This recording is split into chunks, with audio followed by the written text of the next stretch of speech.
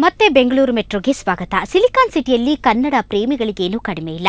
ಆದ್ರೆ ನಾವಿವತ್ತು ಒಬ್ಬ ಡಿಫರೆಂಟ್ ಪ್ರೇಮಿಯನ್ನ ತೋರಿಸ್ತೀವಿ. ಇದನ್ನ ನೋಡಿದ ಮೇಲೆ ನೀವು ಹೀಗೂ ಇರ್ತಾರಾ ಅಂತ ಹೇಳ್ತೀರಾ.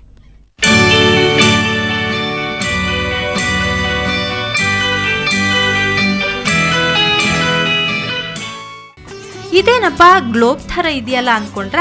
ಇದು ಕನ್ನಡ ಪ್ರೇಮಿಯೊಬ್ಬರ ಕಲೆ.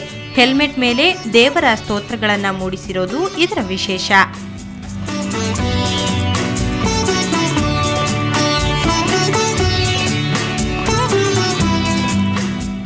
ಬೆಂಗಳೂರಿನ ಹೆಬ್ಬಾಳದ ಕೆಂಪಾಪುರ ಪ್ರೆಸಿಡೆನ್ಸಿ ಕಾಲೇಜಿನ ವಾರ್ಡನ್ ಆಗಿ ಕಾರ್ಯನಿರ್ವಹಿಸುತ್ತಿರೋ ವಿಜಯಕುಮಾರ್ ಅಪ್ಪಟ ಕನ್ನಡ ಪ್ರೇಮಿ.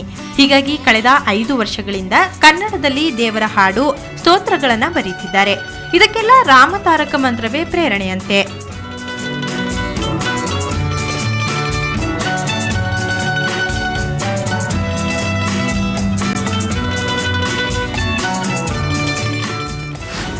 ಇದುವರೆಗೆ ನಾನು ಸಾಧಾರಣವಾಗಿ ದೇಶ ಒಂದೇ ಅಲ್ಲ, ದೇಶ ವಿದೇಶ ಎಲ್ಲವನ್ನು ಶೋಧಿಸಿ ಮುಖ್ಯವಾದ ನಮ್ಮ ಭಾರತ ದೇಶವನ್ನು ಮುಖ್ಯವಾಗಿ ಇಟ್ಕೊಂಡು ನಾನು ಕಾನ್ಸೆಪ್ಟನ್ನು ಮಾಡಿದ್ದೀನಿ.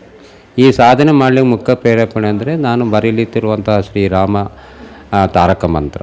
ಇದೇ ಬರೆಯ ಪ್ರೇರೇಪಣೆಯಿಂದಾಗಿ ನನಗೆ ಬರೀಲಿಕ್ಕೆ ಒಂದು ಶಕ್ತಿ ಮೂಡಿ ಬರ್ತದೆ.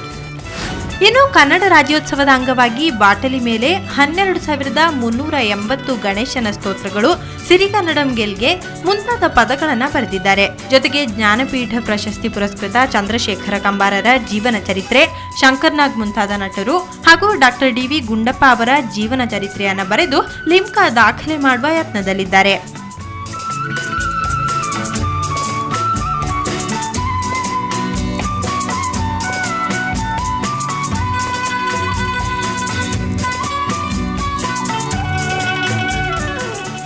ಅವರು ಈ ಬಾಟ್ಲಲ್ಲಿ ಆಗಲಿ ಎಷ್ಟೇ ಕನ್ನಡದ ಬಗ್ಗೆ ಅಭಿಮಾನ ಇರೋದು ತೋರಿಸ್ತಾ ಇದೆ. ಅವ್ರಿಗೆ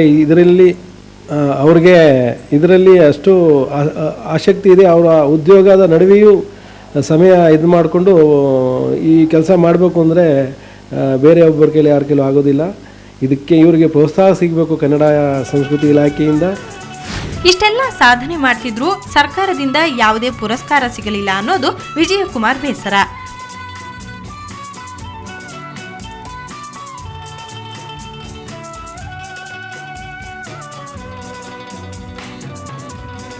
ನೋಡಿದ್ರಲ್ವಾ, ಕನ್ನಡವೇ ಸತ್ಯ, ಕನ್ನಡವೇ ನಿತ್ಯ ಅನ್ನೋದನ್ನ ಇನ್ನೊಮ್ಮೆ ಪ್ರೂವ್ ಮಾಡಿ ತೋರಿಸಿದವರು ವಿಜಯಕುಮಾರ್ ಅಂತಂದರೆ ತಪ್ಪಾಗಲಾರದು. ಯಾಕಂತಂದರೆ ಕಳೆದ ಹಲವಾರು ವರ್ಷಗಳಿಂದ ಇವರು ಕನ್ನಡದಲ್ಲೇ ಸುಮಾರು 200ಕ್ಕೂ ಹೆಚ್ಚು ಬರಹಗಳನ್ನು ಬರೆದು ಇಂಡಿಯನ್ ಬುಕ್ ಆಫ್ ರೆಕಾರ್ಡನ್ನು ಮಾಡಿದ್ದಾರೆ. ಇವರ ಮುಂದಿನ ಗುರಿ ಲಿಮ್ಕಾ ದಾಖಲೆ. ಈ ಲಿಮ್ಕಾ ದಾಖಲೆಯ ಕನಸು ನನಸಾಗಲಿ ಅನ್ನೋದು ನಮ್ಮೆಲ್ಲರ ಆಶಯ. ಕ್ಯಾಮರಾ ಪರ್ಸನ್ ಯುಗಂಧರ್ ಜೊತೆಗೆ ಮಮತಾ ಮರ್ದಾಳ, ಸುವರ್ಣ ನ್ಯೂಸ್ 24/7 ಬೆಂಗಳೂರು. ಕರ್ನಾಟಕದಲ್ಲಿನ ಚಿನ್ನದ ದರ ನೋಡೋಣ ಬನ್ನಿ. 22 ಕ್ಯಾರೆಟ್ನ 10 ಗ್ರಾಂ ಚಿನ್ನಕ್ಕೆ 26,890 ರೂಪಾಯಿ. ನಿನ್ನೆಯ ದರಕ್ಕೆ ಹೋಲಿಸಿದರೆ ಇವತ್ತು 22 ಕ್ಯಾರೆಟ್ ಚಿನ್ನಕ್ಕೆ 290 ರೂಪಾಯಿ ಇಳಿಕೆಯಾಗಿದೆ. 24 ಕ್ಯಾರೆಟ್ನ 10 ಗ್ರಾಂ ಚಿನ್ನಕ್ಕೆ 29,090 ರೂಪಾಯಿ. ದರಕ್ಕೆ ಹೋಲಿಸಿದರೆ ಇವತ್ತು 24 ಕ್ಯಾರೆಟ್ ಚಿನ್ನದಲ್ಲೂ 290 ರೂಪಾಯಿ ಇಳಿಕೆಯಾಗಿದೆ.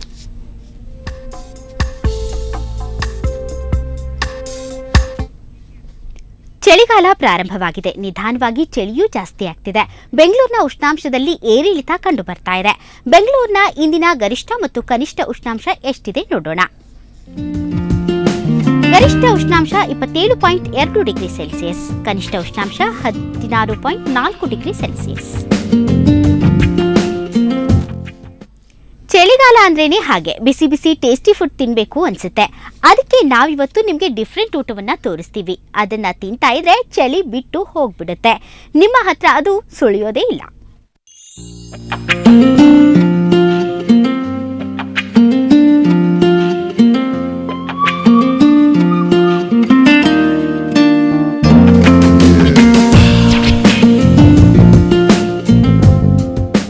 ಚಳಿಗಾಲದಲ್ಲಿ ಹಸಿವು ಜಾಸ್ತಿ, ಅದರಲ್ಲೂ ಬಿಸಿ ಬಿಸಿಯಾಗಿ ಟೇಸ್ಟಿ ಫುಡ್ ಸಿಕ್ಕರೆ ತಿಂತಾನೆ ಇರಬೇಕು ಅನ್ಸುತ್ತೆ.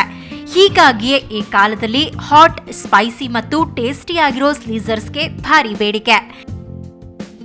ನಗರದ ಚರ್ಚ್ ಸ್ಟ್ರೀಟ್ನಲ್ಲಿರೋ 20 ಫೀಟ್ ಹೈ ರೆಸ್ಟೋರೆಂಟ್ನಲ್ಲಿ ಚಳಿಗಾಲಕ್ಕಾಗಿ ರೆಡಿಯಾಗಿರೋ ವಿವಿಧ ಬಗೆಯ ಸೂಪ್ಸ್, ವೆಜ್ ಮತ್ತು ನಾನ್ ವೆಜ್ ಸ್ಲೀಸರ್ಸ್ಗೆ ಸಖತ್ demand. During winter time, a lot of people from many countries come here and they enjoy the soups and the sizzlers and steaks, which is very famous. And we also have people from different countries of the world coming and enjoying the steaks. Carrot, ಆಲೂಗೆಡ್ಡೆ, ಬಟಾಣಿ ಹೀಗೆ colourful ಸೂಪ್ಗಳು. ಅವುಗಳೊಂದಿಗೆ New York slicer, garlic pepper, tequila chicken sizzler ಇದ್ರೆ ಅದರ ಮಜಾನೇ ಬೇರೆ. ವಿಂಟರಲ್ಲೇ sizzlers ತಿನ್ನೋಕ್ಕೆ ಇಷ್ಟ ಆಗೋದು. ಸಿಜ್ಲರ್ಸು ಮತ್ತು ಸೂಪ್ಸು ಬಿಸಿಗಾಲದಲ್ಲಿ ಆಬ್ವಿಯಸ್ಲಿ ತಿನ್ನೋಕ್ಕಾಗಲ್ಲ. ಸೊ ಬ್ಯಾಂಗ್ಳೂರ್ ವೆದರು ಮತ್ತು ಸಿಜ್ಲರ್ಸು ಸೂಪು ಕರೆಕ್ಟಾಗಿ ಕಾಂಬಿನೇಷನ್ ಚೆನ್ನಾಗಿದೆ. So I am having fun. It's exciting. ಎಲ್ಲರ ಟೇಸ್ಟ್ಗೆ ತಕ್ಕಂತಹ ವೆರೈಟಿ ಫುಡ್ಗಳು ಚಳಿಗಾಲವನ್ನ ಬಹಳ ಹಿತಕರವಾಗಿರಿಸುತ್ತವೆ. ನೀವು ಒಮ್ಮೆ ಚಿಲ್ಲಾಗಬೇಕು ಅಂತಂದ್ರೆ ಅಲ್ಗೊಮ್ಮೆ ಹೋಗಿ ಬನ್ನಿ. ಚಳಿಗಾಲ ಕಳೆಯೋಕೆ ಸುಮಾರು ದಾರಿಗಳಿವೆ. ಅದರಲ್ಲಿ ಒಂದು ಅಂದರೆ ಬಿಸಿ ಬಿಸಿ ಸೂಪ್ ಕುಡಿತಾ ಸಿಜ್ಲರ್ಸ್ ತಿನ್ನೋದು. ಈಗ ಹಾಟ್ ಸಿಜ್ಲರ್ಸ್ ಸಿಟಿಲಿರೋ ಲೇಟೆಸ್ಟ್ ಟ್ರೆಂಡ್. ಸೊ ಚಳಿಗಾಲವನ್ನು ಸೂಪ್ಸ್ ಮತ್ತು ಸಿಜ್ಲರ್ಸ್ ತಿಂತಾ ಕಳಿಬೋದು. ಕ್ಯಾಮ್ರಾಮನ್ ಮಂಜು ಜೊತೆ ಸ್ವಾತಿ ಪತ್ರೆ, ಸುವರ್ಣ ನ್ಯೂಸ್ 24/7 ಬೆಂಗಳೂರು. ನಾವು ಬೆಂಗಳೂರು ಮೆಟ್ರೋನಲ್ಲಿ ಪ್ರತಿನಿತ್ಯ ನಿಮಗೆ ಸೆಲೆಬ್ರಿಟಿಗಳ ಮದುವೆ ಸಂಭ್ರಮವನ್ನ ತೋರಿಸ್ತಾ ಇದ್ದೀವಿ. ಇವತ್ತು ಯಾರ್ದು ಗೊತ್ತಾ? ಮಾಜಿ ಸಿಎಂ ಯಡಿಯೂರಪ್ಪನವರ ಮೊಮ್ಮಗಳು ಅಪೂರ್ವಾರ ನಿಶ್ಚಿತಾರ್ಥ ಸಂಭ್ರಮ.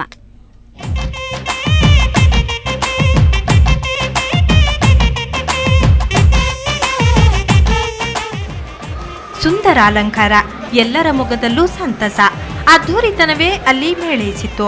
ಇದು ಅರಮನೆ ಮೈದಾನದ ವೈಟ್ ಪೆಟಲ್ಸ್ನಲ್ಲಿ ನಡೆದ ಮಾಜಿ ಸಿಎಂ ಯಡಿಯೂರಪ್ಪ ಮೊಮ್ಮಗಳ ನಿಶ್ಚಿತಾರ್ಥದ ಸಡಗರ. ಬಿಎಸ್ವೈ ಮೊಮ್ಮಗಳು ಅರುಣಾದೇವಿಯ ಪುತ್ರಿ ಅಪೂರ್ವಾಳ ನಿಶ್ಚಿತಾರ್ಥ ಉದ್ಯಮಿ ದಿವಂಗತ ಪೂರ್ಣಚಂದ್ರರಾವ್ ಅವರ ಮಗ ಚಂದ್ರಕಾಂತ್ ಜೊತೆ ನಡೆಯಿತು.